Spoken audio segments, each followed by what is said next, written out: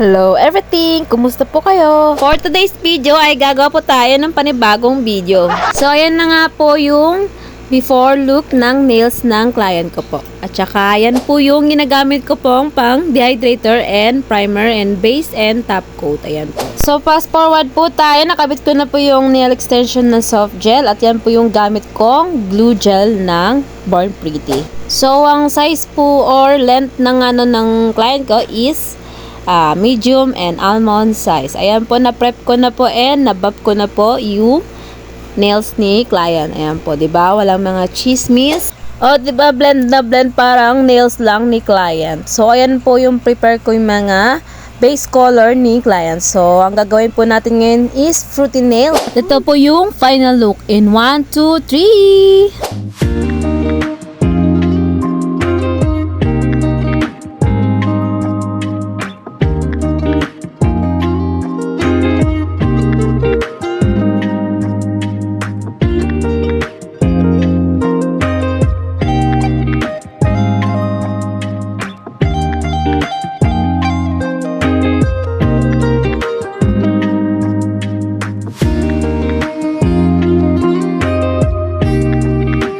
So, ayan po, meron po tayo avocado, dragon fruit, dalandan, pineapple, strawberry, watermelon, lemon, grapes, kiwi, and pongkan. So, ayan po, first time ko po siyang gawin. So, ayan po naman yung output.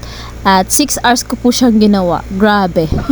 Naku, bagay na bagay ito sa December na nails kasi may fruits na kayo sa table, may fruits pa kayo sa nails. O, diba? So, ano pa hinihintay nyo mga guys? Pagpagawa na kayo guys, PM or DM na lang po kayo sa aking Facebook account. So, ayun na nga, tapos na po ako. Ito po yung reality after po mag-nails. So, diba? Ganun po kakalat, diba? Kung gano'n po kalinis nung mag-upisa, yan po ang kakalat. Tsaka, meron pa pong batang makulit. Ayan po. So, that's it for today's video. Thank you for watching. Bye!